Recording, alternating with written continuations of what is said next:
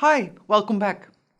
In the previous video, we concluded that infrastructure planning takes a long-term perspective in which we have to account for many uncertainties, including technological innovations.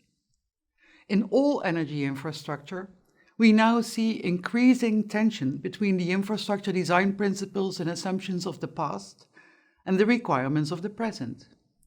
Take, for example, the electricity infrastructure, which was laid out to transport electricity from large-scale dispatchable power sources, like coal and gas-fired power plants, to a myriad of small and large consumers.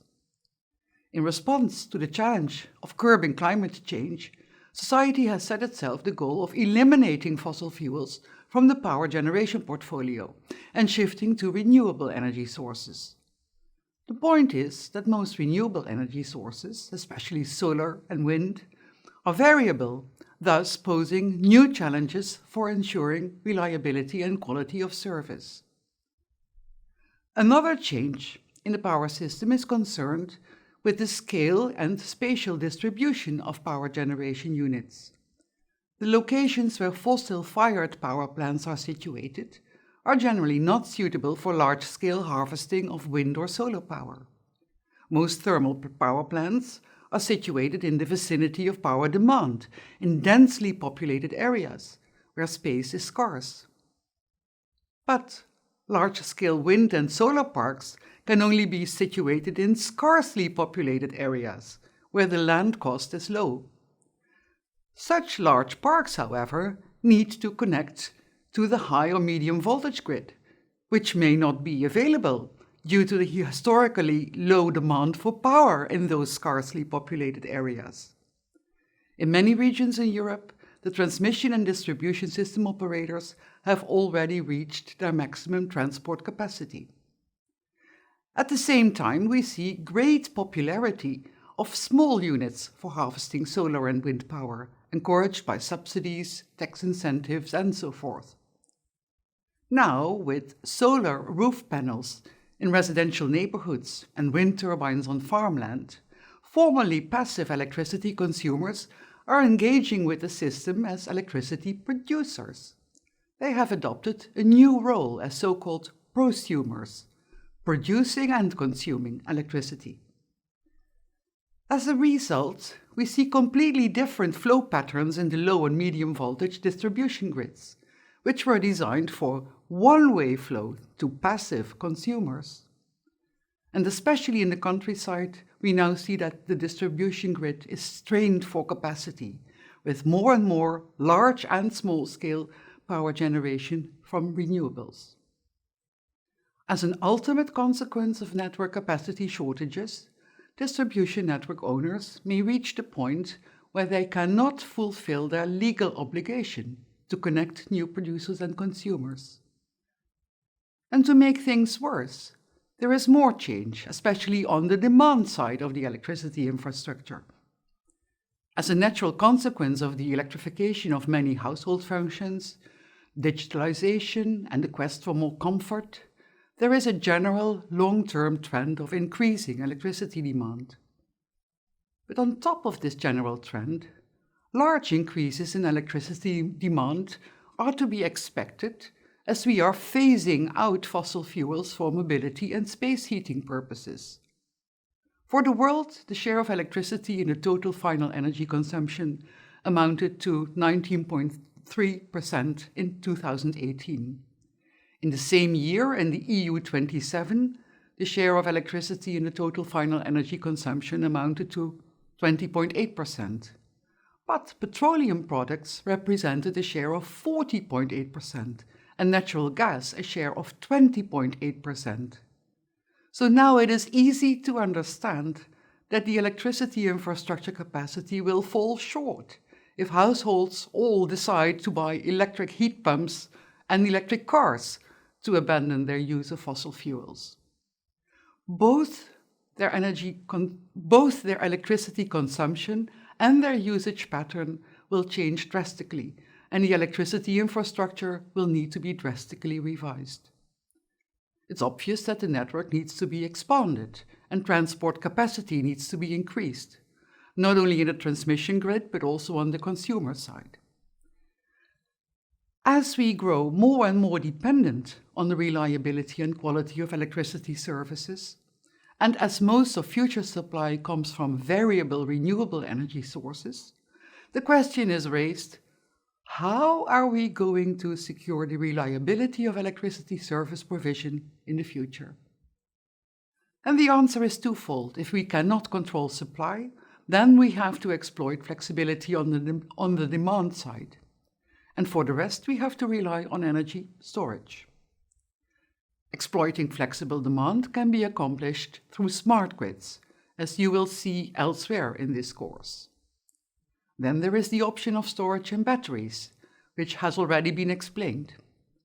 Batteries, however, are not available at a large enough scale to provide the extent of flexibility that dispatchable power generation units provided to the electric power system. And this is where hydrogen kicks in, as an alternative storage option for temporal surpluses of renewable energy. With hydrogen on the scene, a new infrastructure planning question is raised. If hydrogen is produced larger scale, for instance on the site of a large offshore wind park, we have to decide whether to convert the hydrogen into electricity offshore or to transport it through pipelines or by ship and do the conversion onshore. A gas pipeline is a much cheaper transport option than an electricity cable for the same amount of energy. In thinking of hydrogen transport by pipeline, another option pops up, which is the direct use of hydrogen as an energy carrier without conversion to electricity. This is an option that is especially relevant for countries and regions where a gas distribution infrastructure is available and where many households and businesses are equipped with gas-fired heating systems. And as it turns out, the natural gas infrastructure can be adapted quite easily to accommodate hydrogen transport.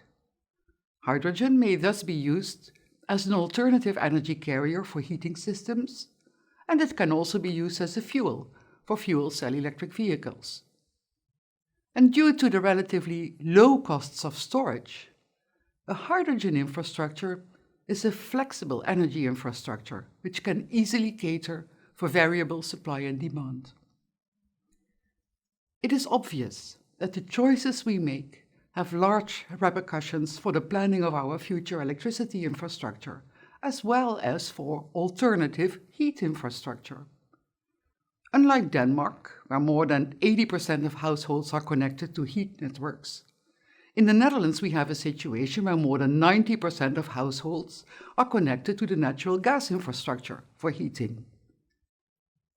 If natural gas is not replaced by hydrogen or by another gaseous energy carrier, the fine meshed gas infrastructure in our country, in the Netherlands, becomes obsolete, and alternative heat networks need to be built at great cost, as electric heating will be far too expensive for many households, depending on the quality of housing. All this clearly illustrates that infrastructure planners have to take a whole systems perspective that includes the interactions between different energy networks. And this is not easy, as these interactions manifest themselves at various timescales and across different scales of the networks. At the deeper system level, at the level of a specific infrastructure, an adequate network cannot be planned without considering all suppliers and all users with respect to their spatial distribution and technology characteristics, but also with respect to behavioral aspects, both at the micro level of an individual user and at the macro level of economic structure and societal priorities. And on top of that, infrastructure planners have to take into account that these factors are bound to change in the years to come. So they also have to cater for flexibility and adaptability of the infrastructure over its lifespan. Once these big decisions have been made, the technical design of the network can be completed and the infrastructure can be constructed. It sounds easy, and Yes, you would think this is the easy part of infrastructure planning, but unfortunately, many obstacles still need to be overcome. For example, rights to cross private and public land need to be secured, and building permits must be acquired. All this may take a long time, as infrastructure has a deep impact on the landscape, the natural environment, and people's living environment. Depending on the type of infrastructure, this may include visual impacts, noise and light hindrance, as well as public health and safety effects. And note that these effects are not fairly distributed over the population. People living right next to new wind turbines, transmission lines, or gas pipelines will protest. This is often referred to as the NIMBY reflex, not in my backyard. But if you think of it, these people are right to protest, as they are the ones who bear the negative consequences of a provision that is designed to benefit not just them, but mostly others. So from a perspective of fairness and justice, they deserve to be adequately compensated.